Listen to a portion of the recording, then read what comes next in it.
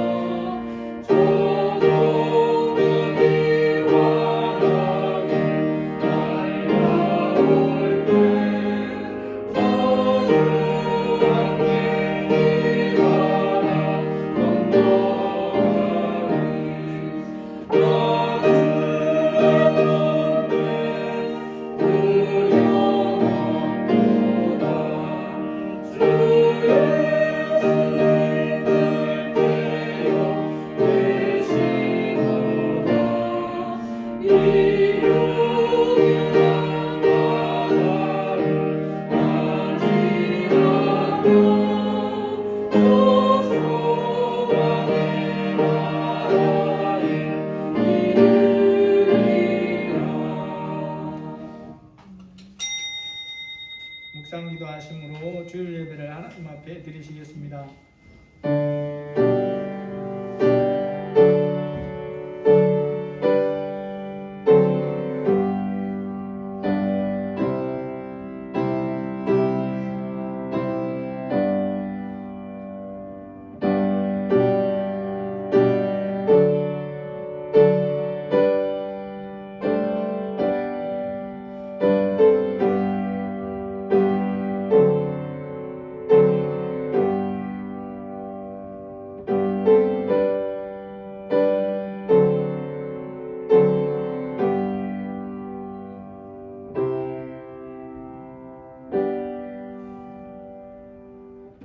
그때의 임금이 그 오른편에 있는 자들에게 이르시되 내 아버지께 복받을 자들이여 나와 창세로부터 너희를 위하여 예비된 나라를 상속받으라.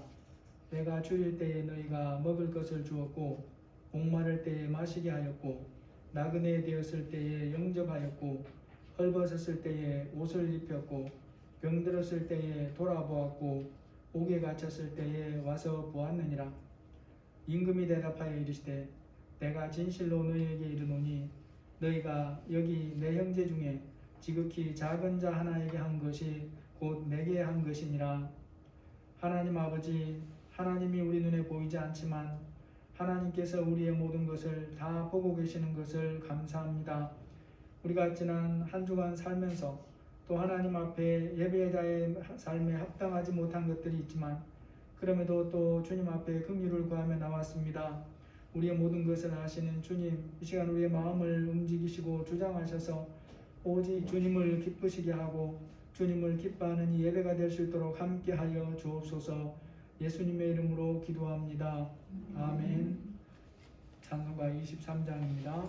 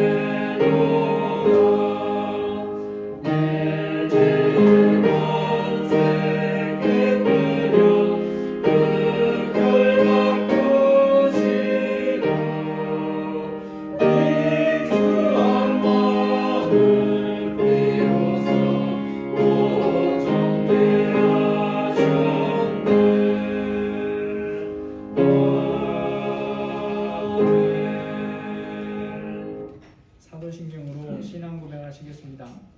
전능하사 천지를 만드신 하나님 아버지를 내가 믿사오며 그 외아들 우리 주 예수 그리스도를 믿사오니 이는 성령으로 잉태하사 동정녀 마리아에게 나시고 본디오 빌라도에게 고난을 받으사 십자가에 못 박혀 죽으시고 장사한 지 사흘 만에 죽은 자 가운데서 다시 살아나시며 하늘에 오르사 전능하신 하나님 우편에 앉아 계시다가 저리로서 산자와 죽은 자를 심판하러 오시리라. 성령을 믿사오며 거룩한 공예와 성도가 서로 교통하는 것과 죄를 사하여 주시는 것과 몸이 다시 사는 것과 영원히 사는 것을 믿사옵나이다. 아멘. 찬송가 168장입니다. 공평한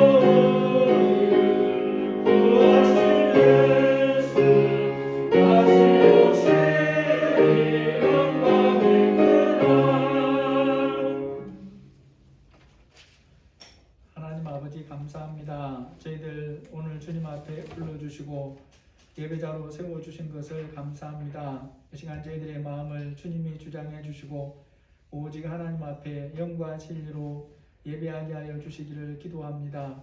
우리에게 들을 귀와 깨닫는 마음을 부어 주옵소서. 하나님, 저희들 지난 한 주간 살아온 것을 돌아볼 때에 하나님 말씀대로 살지 못한 것들이 많이 있습니다. 우리의 마음과 입술을 다스리지 못한 것들도 있습니다. 주님이 불쌍히 여겨주시고 예수님의 보혈로 정결케 하여 주옵소서. 아버지 하나님, 반석교회를 이곳에 세우시고 이날까지 인도하시는 것을 감사합니다. 우리 성도들의 가정과 직장과 사업장과 자녀들을 주님이 인도하시는 것을 감사합니다. 그런데 때로 우리가 하나님의 인도하심을 믿지 못하고 신뢰하지 못하고 살아온 것들도 있사오니 불쌍히 여겨주시고 우리의 자녀들의 앞날들을 주님이 신실하게 인도하시고 책임져 주시기를 기도드립니다. 특별히 우리 공부 중에 있는 어린 자녀들부터 중고등학생들, 대학생들, 또 하나님 청년들을 기억하여 주시고 하나님이 주신 귀한 지혜와 명철을 가지고 감당할 부분들을 잘 감당할 수 있도록 도와주시기를 기도드립니다. 하나님께서 분별력과 절제력을 주셔서 주님이 이끄시는 대로 주님이 이끄시는 것을 따라가며 또 준비할 것들을 준비하며 순종할 수 있도록 도와주옵소서. 우리의 장성한 자녀들을 기억하여 주시고 그들의 가정들을 하나님이 책임져 주시고 앞날을 세밀하게 인도해 주시며 예수님을 인격적으로 깊이 만나는 그 모든 가족들과 부모 형제들이 될 수 있도록 인도해 주시기를 기도드립니다. 하나님, 반석교회를 향하신 하나님의 뜻이 온전히 이루어지게 해주시고 또 주님의 예배한 자들 보내주셔서 함께 주님의 뜻을 잘 이루어갈 수 있도록 인도해 주옵소서.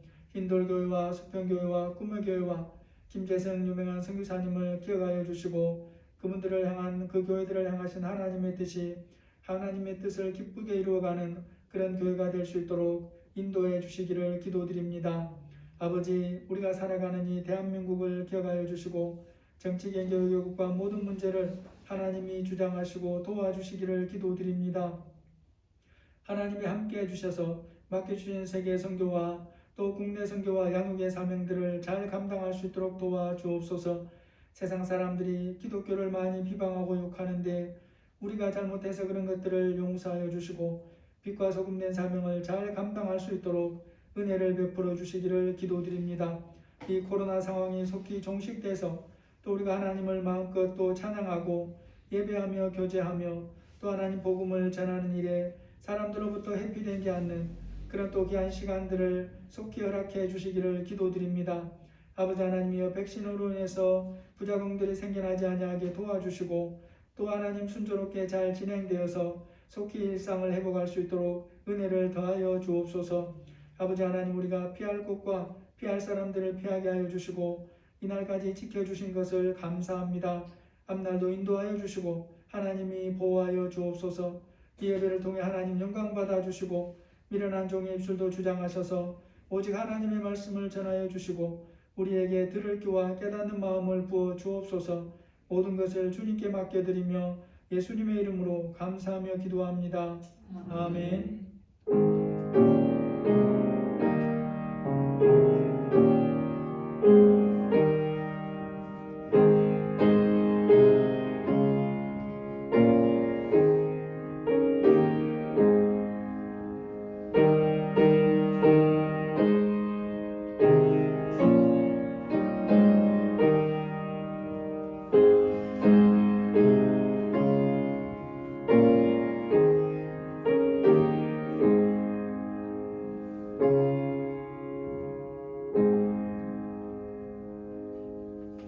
하나님 말씀 마태복음 22장 23절에서 33절 말씀입니다.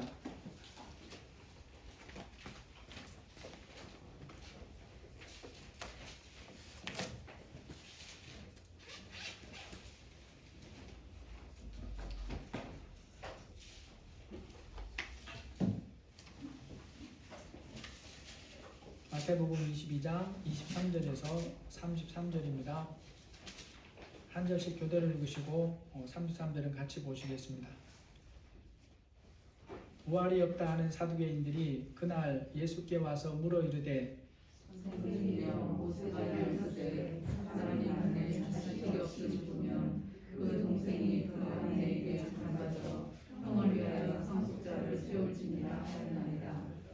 우리 중에 칠형제가 있었는데 마지가 장가들었다가 죽어 상속자가 없으므로 그 아내를 그 동생에게 물려주고 그 둘째와 셋째로 일곱째까지 그렇게 하다가 최후에 그 여자도 죽었나이다.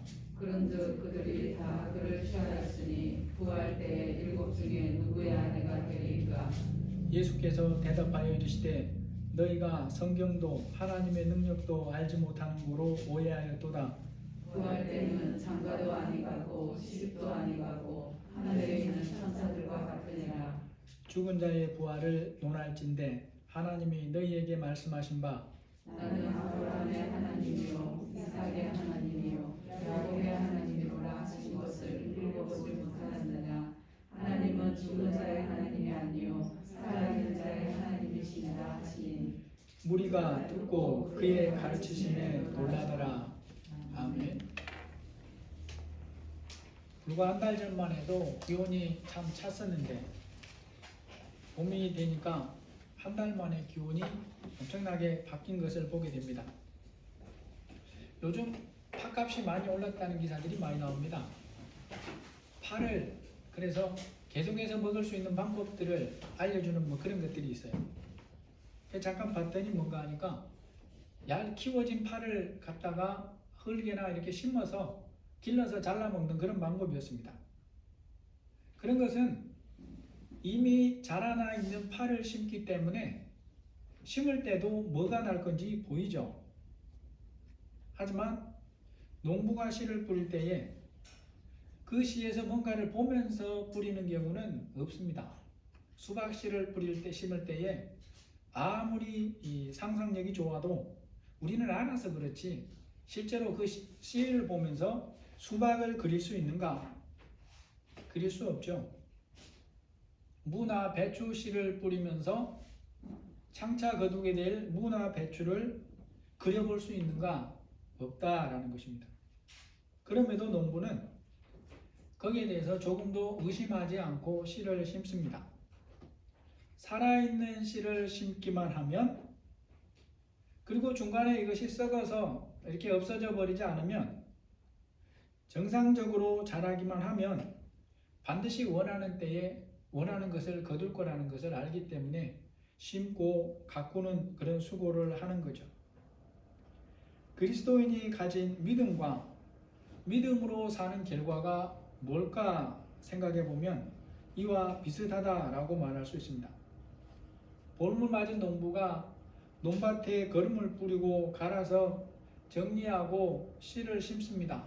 그리고 그 씨를 거둘 것을 기대하면서 심는 것과 비슷하다는 거죠. 그런데 현재 심는 순간에는 아무것도 보이는 것이 없다는 것입니다. 믿음으로 심는 현재는 아무것도 보이지 않는데 때가 되면 하나님이 약속한 것을 거두게 된다라는 것도 믿음도 마찬가지죠. 여러분 성경에서 말씀하는 믿음이 여러 가지가 있습니다. 그런 여러 가지 믿음 중에서 우리가 알아야 될 가장 중요하고 본질적인 믿음이 뭔가라는 것을 우리는 수시로 점검하면서 살아야 될 필요가 있습니다. 예수님을 구원자로 믿는 것이 성경이 말씀하는 가장 본질적인 믿음이고 믿음의 첫 번째 뜻입니다. 예수님이 우리 죄를 대신 갚으시려고 십자가를 지시고 죽으시고 3일 만에 살아나셨는데 그 예수님이 나의 죄를 대신 갚으신 분이라는 것을 믿는 것, 이것이 성경이 말씀하는 믿음의 본질이다라는 거죠. 그래서 믿음의 본질인 이 믿음이 없이는 성경에서 다른 의미로 말씀하는 여러 종류의 믿음에 대해서 그 사람과는 상관이 없는 것이 됩니다. 물론 이 본질적인 믿음이 없어도 성경을 읽을 수 있고 어떤 사람은 많이 외울 수도 있어요. 또 어떤 사람들은 해석도 잘하는 것처럼 그렇게 보이기도 합니다.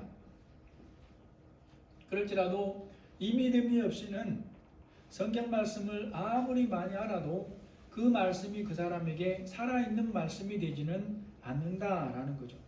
다른 말로 하면 하나님과 그 사람이 연결되지를 않는다는 것입니다.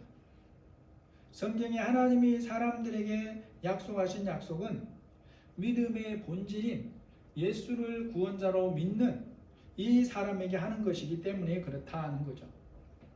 이게 무엇과 비슷할까를 보면 대한민국 법의 보호를 받는 사람이 누구냐와 생각해 보면 됩니다. 누군가를 생각해 보면 돼요.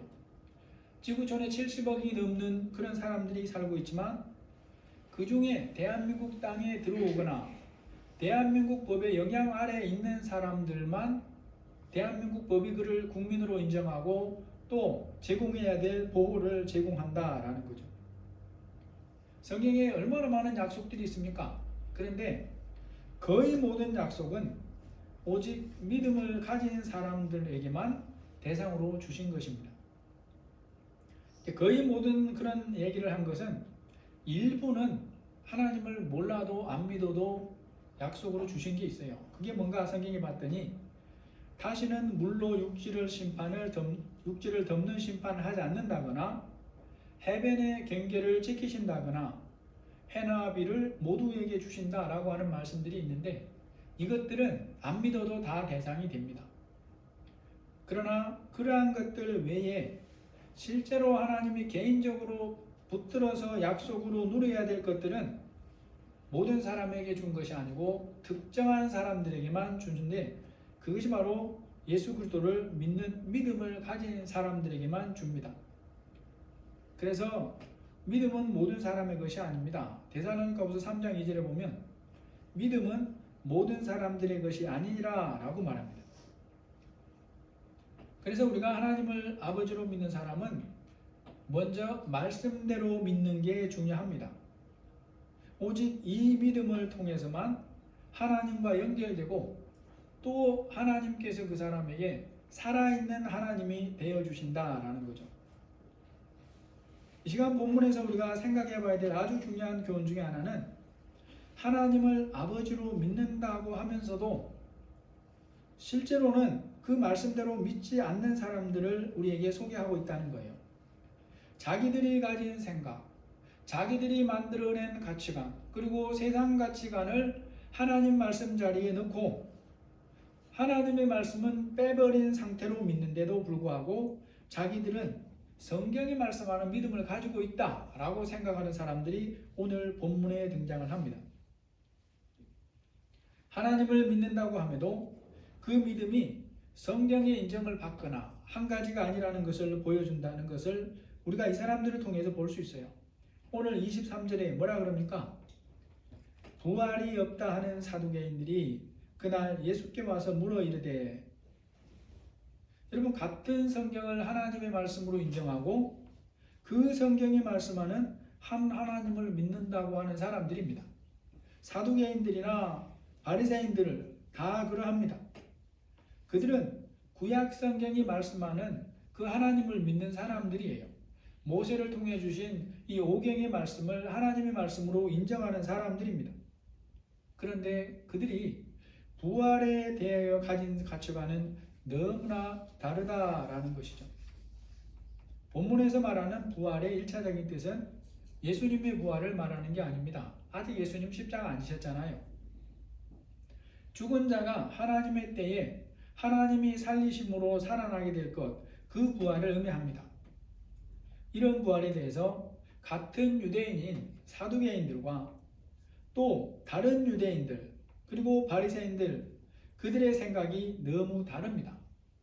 마치 검은색과 흰색이 다른 것처럼 그 정도로 달라요. 여러분 본문의 상황에서는 예수님이 현재 말씀을 전하지만 유대인들이 예수님을 구원자로 믿고 있는 그런 상황은 아닙니다. 다만 하나님께서 보내신 특별한 선지자라고 알고 그 정도는 경험을 하는데 현재 상황에서 예수님이 그리스도다 이걸 확신하는 정도는 아직은 아니다라는 거죠. 예수님에 대한 태도가 지금 사두개인이나 바리새인들은 어떠냐? 다른 대부분의 유대인들은 예수님에 대해서 그런 생각을 하는데 사두개인이나 바리새인들은 그 정도가 아니에요. 그들은 예수님이 하나님이 보내신 특별한 선지자라는 것도 인정하지 않습니다. 여기에는 한마음이 돼 있어요. 바리새인이나 사두개인들이 종교 권력을 가지고서 한마음으로 예수님을 거부하는 것은 똑같습니다. 예수님을 믿지 않는 면에서는 그런 생각을 가졌는데 성경이 말씀하는 부활과 영생과 영원한 삶에 대해서는 완전히 반대되는 생각을 가지고 있어요. 다른 유대인들이나 바리새인들은 죽은 자의 부활, 영원한 삶 이걸 다 믿습니다. 그러나 사두개인들은 전혀 믿지 않는다라는 거죠. 이 사두개인들은 유대의 종교의 당파 중에서 사두개파라고 하는 사람들입니다. 이들에 대한 명칭은 대체적으로 다윗과 솔로몬 시대에 대제사장이었던 사독에게서부터 유래된다고 그렇게 봅니다. 예수님 당시 이들은 부유한 지배계층입니다. 제사장으로서 종교 권력을 가진 집단이었고 오늘날 우리나라 국회 같은 사내들인의 많은 자리를 차지하고 있습니다. 이 사두개인과 바리새인들이 그 사내들인 기관에 양분하고 있다라고 그렇게 볼 수도 있어요. 사두개인들이 그 사회에서 종교를 가진 지배계층이고 예수님에 대하여는 바리새인과 한 목소리로 거부하고 안 믿는 것은 하나였습니다. 그런데 영적인 부분에서는 이 두 파의 사람들이 결정적으로 다르다는 거죠. 사두개인들은 내세와 부활, 영적인 세계, 천사의 존재 이런 것들을 하나도 안 믿습니다. 지극히 현세적인 보이는 것만 있는 것이 전부라고 생각하는 사람들이에요. 여러분 같은 하나님을 믿는 사두개인들이고 모세를 통해 주신 오경의 말씀을 하나님의 말씀으로 받아들이는 자들입니다. 더구나 세상에서 한 곳뿐인 예루살렘 성전에서 대제사장이거나 제사장이 되어서 하나님을 섬기는 자들이고 그 후손들입니다. 그런데 그들이 뭐 때문에 하나님의 말씀과 전혀 다른 이런 가치관을 가지게 되었을까요? 바로 이 부분에서 오늘 저와 여러분의 삶을 살펴봐야 될 중요한 교훈들이 있는 것입니다. 구약 성경 말씀에 보면 하나님께서 성전에서 제사장으로 섬기는 사람들에게 대한 특별한 그런 대우를 해줘요. 민수기 18장 8절 이하에 보면 하나님이 말씀으로 모세와 그 자손에게 그들의 몫으로 정한 것이 뭔가를 말씀해 주는 게 있습니다. 많은 부분인데 줄여서 읽어보면 이렇습니다. 백성들이 드리는 모든 헌물, 지성물 중에서 불사르지 않는 부분, 거제물과 요제물, 백성들이 하나님께 드리는 첫 소산, 곧 제일 좋은 기름과 포도주와 곡식, 그 땅에 처음 익은 모든 열매, 백성들이 특별하게 드리는 모든 것, 이러한 것들은 민수기 18장 8절에 보면 하나님께서 제사장에게 주라고 하는 그런 몫으로 정해 놓은 겁니다. 그래서 왕이라도 이것을 바꾸거나 안 주거나 그렇게 못하는 거예요. 하나님이 대제사장과 그 후손들에게 이렇게 좋은 것을 풍성하게 주신 것은 성경에 보면 하나님을 섬기는 수고에 대한 대가다라고 말씀해 주고 있습니다.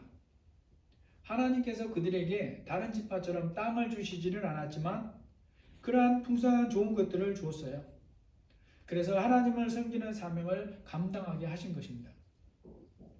여기에는 백성들이 하나님을 경외해야 한다는 가르침이 들어있어요. 백성들이 하나님께서 정해놓은 것을 드리는데 그것들을 갖다 땅에 묻어버리는 게 아니잖아요.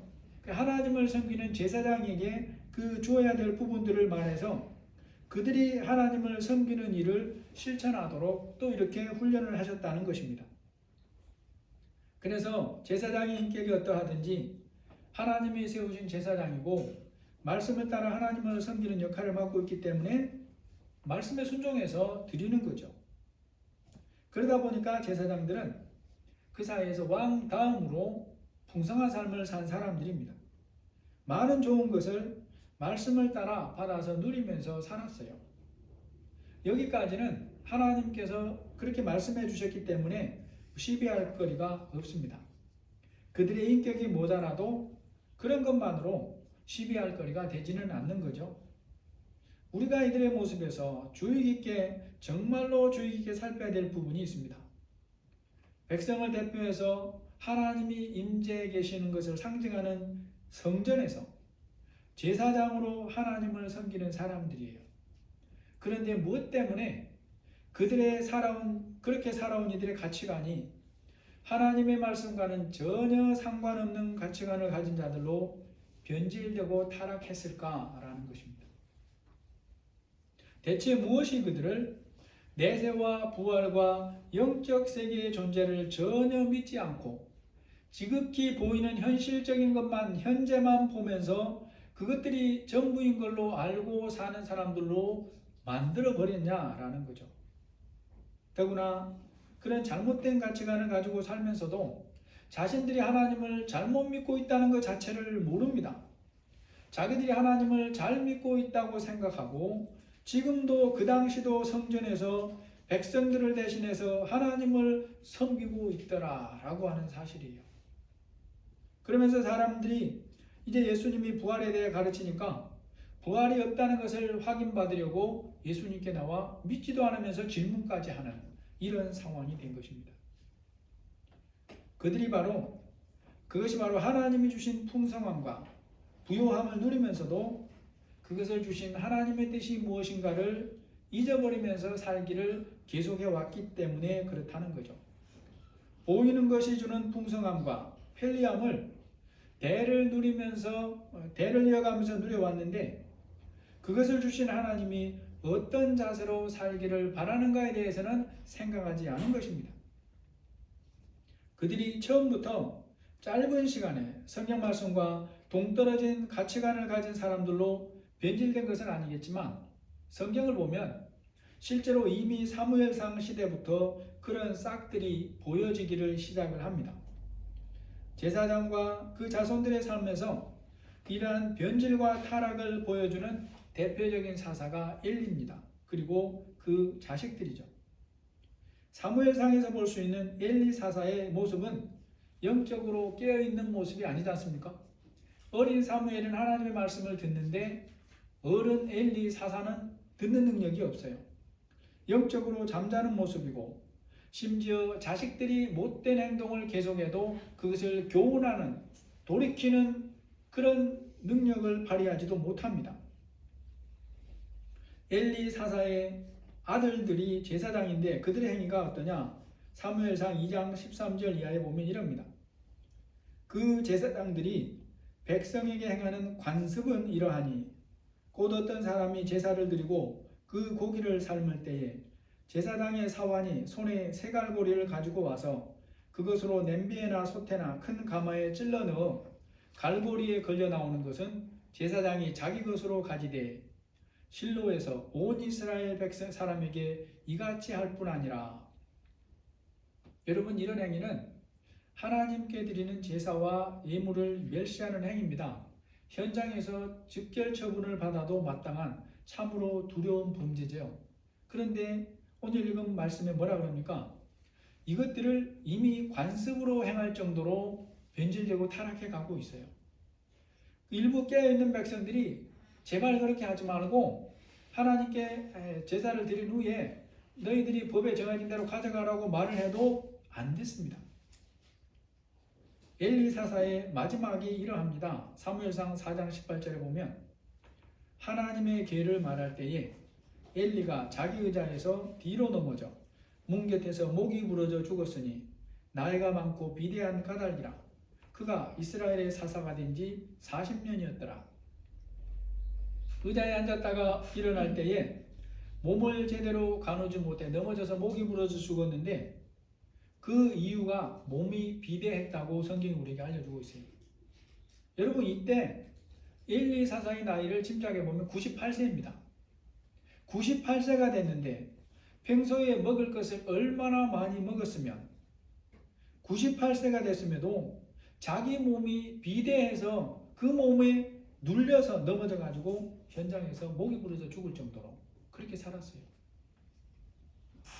여러분, 이 당시부터 제사장들의 삶이나 태도나 가치관이 말씀에서 벗어나고 변질되어 가고 있는 것을 보여주는 또 한 사람들이 바로 사무엘의 아들들이에요.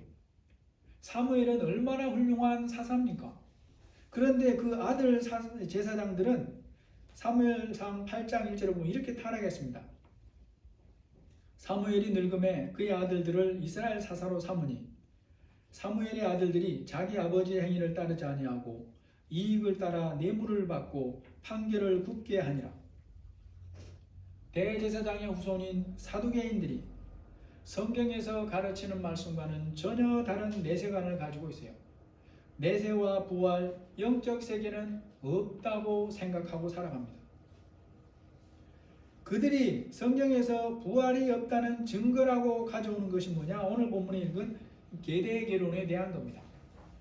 사두개인들이 예수님께 나와서, 이것은 물론 가정으로 하는 얘기예요. 그들이 다만 일어날 가능성이 0.1% 더 있기는 있죠. 7형제가 있었는데 첫째부터 결혼해서 대를 이을 자식이 없고 7째가 그렇게 다 죽었다 이 말이죠. 그런데 부활이 있다면 누구 아내가 되겠냐? 그러니까 부활은 없다. 이걸 지금 말하고자 하는 겁니다. 이 계대개론은 하나님께서 모세를 통해 주신 율법에 실제로 있는 말씀이고, 상속자 없이 남편이 죽었을 때 그 집안이 끊어지지 않도록 대를 잇게 해주려고 하나님이 비상수단으로 마련해 주신 그런 제도였습니다. 여러분, 이들의 모습을 보면서 우리가 뭘 깨달아야 되겠냐라는 것입니다. 제사장의 후손인 사두개인들이 부활과 영생이 없다고 하는 이런 모습으로 변질되고 타락한 그 이유가 어디에서부터일까라는 거죠. 그것이 바로 물질의 풍요를 잘못된 태도로 누리면서 살기를 계속해온 결과라는 것입니다. 대를 이어 물질의 풍요함을 누리면서 산 제사장과 그 자손들이 이렇게까지 타락해버리고 변질되는 것을 보면서 오늘 우리가 깨달아야 될 너무나 중요한 교훈들이 있어요. 여러분, 단지 돈이 많은 것 자체는 하나님이 주시는 복이 아니라는 것을 항상 기억해야 됩니다. 단지 돈이 많은 것과 복된 삶은 다르다고 하는 것을 우리가 깊이 깨달아야 된다라는 거죠. 여러분, 돈이 많아서 좋은 집에서 먹고 싶은 것 마음껏 먹고 편하고 안락하게 살 수 있습니다. 많은 사람들이 그런 삶을 꿈꾸죠. 일 안 하지 않고 평생 놀고 먹을 수 있다면 그것을 좋은 거라고 생각하는 사람들이 많아요. 그리스도인 중에도 그런 비슷한 생각을 가진 사람들이 많아 보이고, 정도는 다를지라도 우리 속에도 동일하게 이런 생각들이 있음을 부인하지 못합니다. 말씀 안에서라는 조건을 달지라도 우리도 이런 삶을 바라요. 물질이 풍성해서 많은 좋은 집에서 먹고 싶은 거 마음껏 먹으면서 편하고 안락하게 살고 싶은 그런 생각들을 가지고 있다는 거죠. 그렇기 때문에 바로 우리가 이 말씀을 통해서 깊은 교훈을 깨달아야 된다는 것입니다. 대제사장이나 제사장들이 처음부터 이렇게 변질되고 타락한 것이 아님을 기억해야 되는 거예요. 여러분, 그들이야말로 하나님을 가장 가까이서 섬기는 사람들이었어요. 성전 제사를 담당하는 중에 혹시라도 실수할까봐 그들이 당번이 되면 그 전날부터 포도주를 금하고 깨어서 자신을 살피면서 관리했던 그런 사람들입니다. 그들의 조상이야말로 성전에서 하나님의 임재를 아침 저녁으로 경험하면서 산 사람들입니다. 부모로부터 여기에 대해서 어릴 때부터 귀에 못이 박히도록 들으면서 살았어요. 그런 그들이 하나님이 주시는 물질의 풍요를 말씀의 교훈을 따라 다루지 않고 살기를 계속함으로 인해서 오늘의 타락과 변질에 이르게 되었다라고 하는 것입니다. 하나님을 신실하게 믿는 사람일수록 물질이 가진 힘을 바르게 지키자면서 살아야 됩니다. 물질이 가진 힘이 얼마나 큰가를 항상 기억해야 된다는 거죠. 다른 사람이 다 타락하고 변질될지라도 나는 그렇게 되지 않을 거야. 우리가 다짐은 할 수 있습니다. 그러나 다짐만으로 돈의 힘을 이길 수 있는 것은 아니라는 것입니다. 여러분, 세계에서 가장 큰 교회는 또 교회 중에서 돈이 가장 많다는 것과 같아요. 왜냐하면 후진국이 아니라 우리나라에 있기 때문에 그래요.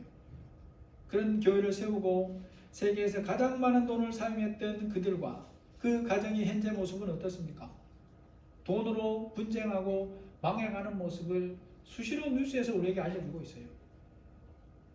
여러분, 우리는 대제사장들과 그 후손들이 처음부터 작정하고 돈에 취하거나 보이는 것만을 전부로 믿고 산 사람들이 아니라는 것을 기억해야 됩니다.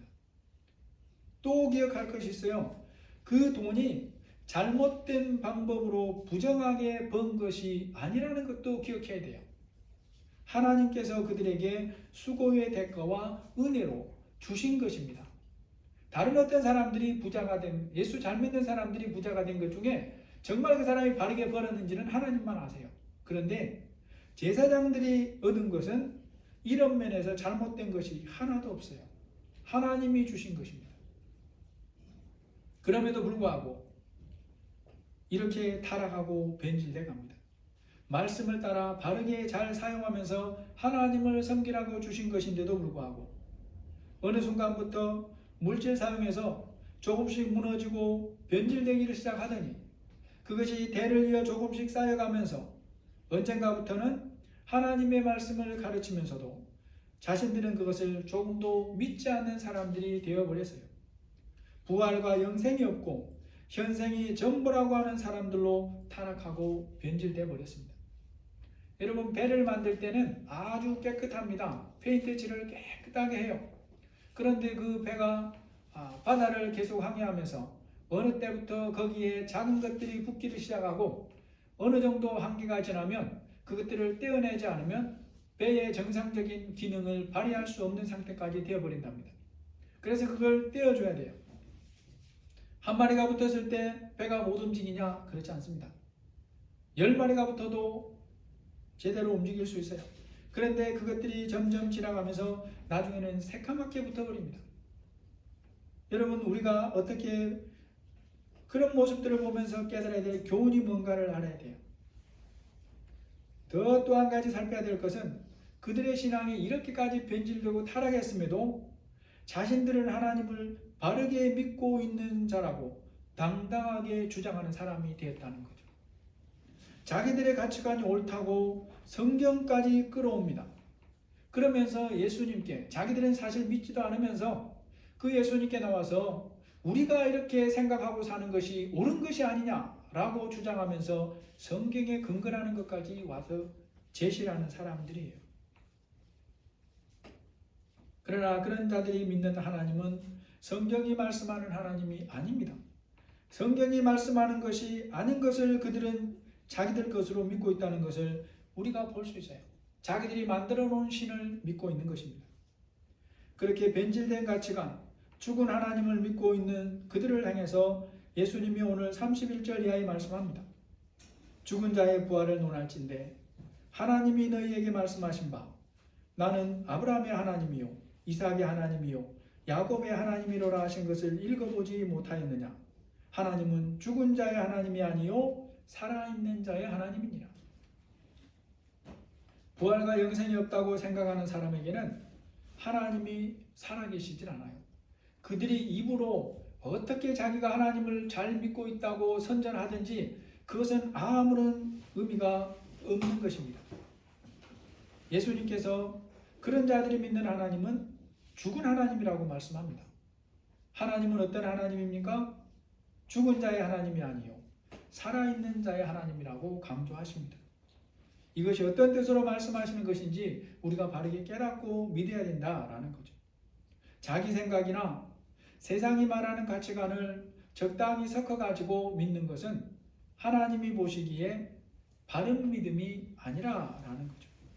하나님은 영원히 살아 계십니다. 하지만 모든 사람에게 살아계신 하나님이 되어주시는 것은 아닙니다.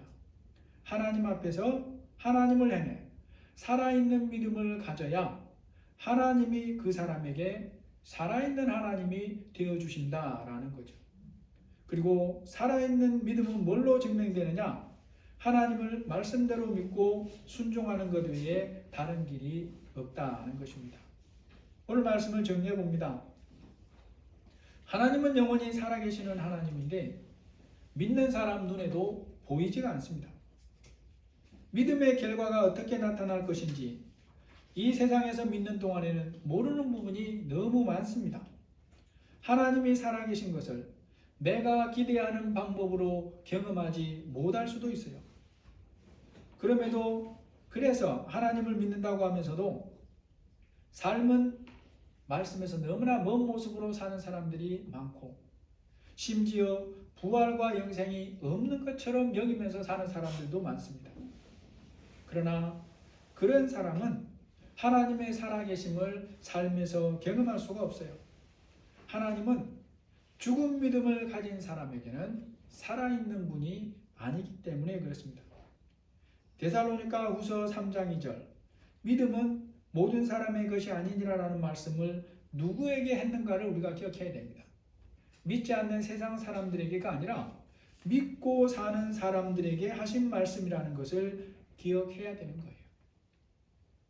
살아계신 하나님을 우리가 믿고 살지만 나의 생각을 내려놓고 고치는 일이 결코 쉽지가 않습니다. 한두 번의 실천으로 다 되어지는 것이 아닙니다. 하지만 살아계신 하나님을 경험하면서 살아야 우리가 믿음에서 승리할 수 있습니다. 자기 생각을 내려놓고 바꾸기를 계속해야 살아계신 하나님을 계속해서 경험하면서 살 수가 있는 거죠. 하나님이 어떤 하나님이라고 하시는지 예수님 말씀을 다시 한번 보기를 원합니다. 하나님은 죽은 자의 하나님이 아니요 살아있는 자의 하나님이시니라. 내가 하나님께 살아있는 자로 살아야 하나님도 나에게 살아계신 하나님이심을 보이신다는 것을 기억하시고, 살아계신 하나님과 온전히 동행하는 그 복된 삶을 사는 모두가 되시기를 예수님의 이름으로 축복합니다. 하나님 아버지, 하나님께서 부르신 대제사장이고 그 제사장이고 그 자손들인데 어떻게 그들이 타락하고 변질돼서 영생이 없고 부활이 없고 하나님께서 약속하신 영원한 삶이 없다고 생각하는 그런 상태로 변질되고 타락한 모습을 보게 됩니다. 하나님, 우리가 예수님을 믿지만 우리도 동일하게 돈에 대한 유혹들이 있고 풍성함에 대한 유혹들이 있습니다. 또 다른 사람들에게 비교해 보면 우리에게도 주어진 것들이 많이 있고 있습니다. 그럼에도 그것들을 가지고 하나님의 뜻대로 살고 있는가를 돌아보면 하나님 앞에서 우리 자신들이 부끄럽기도 합니다. 하나님, 우리의 연약함을 아시는 주님 불쌍히 여겨주시고 나의 말씀, 하나님께서 나에게 주신 말씀들에서 내가 어떻게 변질되고 타락해간 부분은 없는지를 다시 한번 돌아보며 하나님은 산자의 하나님이라고 하신 말씀을 붙들고 하나님에 대해서 믿음으로 살아있는 자로 계속된 삶을 살기를 하나님께 기도하오니 우리의 연약함을 붙드시고 도와주옵소서. 예수님의 이름으로 기도합니다. 아멘. 찬송가 170장입니다.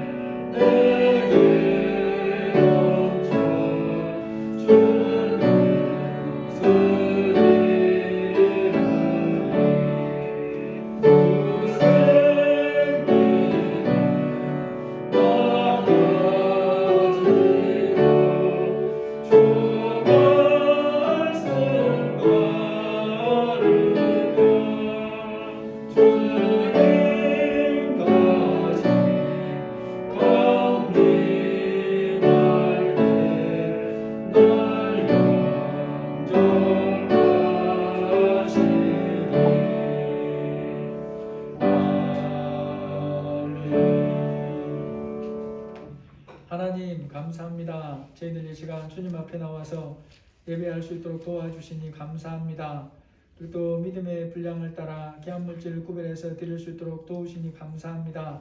우리 성도들 가정을 기억하여 주시고 직장과 사업장에 복을 주셔서 하나님이 약속하신 일용할 양식이 풍성케 하시고 또 주님이 원하시는 그런 유통자의 삶을 잘 감당할 수 있도록 은혜를 더하여 주옵소서. 하나님께서 보호하시고 지켜주시는 은혜 안에 사는 우리 모두가 되게 하여 주옵소서. 예수님의 이름으로 기도합니다. 아멘.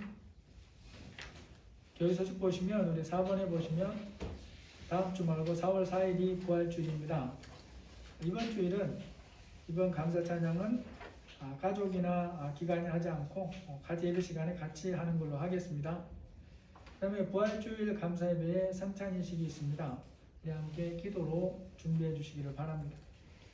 그리고 이제 다음 주 지나고 월요일부터 토요일까지 29일부터 4월 3일까지 우리 미디어 금식하는 거 합니다. 미리 시험 들지 않도록 주일에는 안 할 테니까요. 시험에 들자고 하는 게 아니고 한 주간 우리가 이런 시간을 통해서도 내가 한 주간 동안 시간을 어떻게 사용하고 있는가 한번 돌아보면서 업무상 관련된 것 외에는 이렇게 휴대폰이나 뭐 TV나 뭐 이런 것들을 내가 좀 한 주간 근무해 보면서 우리의 시간 사용을 점검하고 또 절제하는 훈련을 하려고 합니다. 그래서 꼭 미리 기억하시고 다음 주 강구에 내도록 하겠습니다. 찬송가 322장입니다.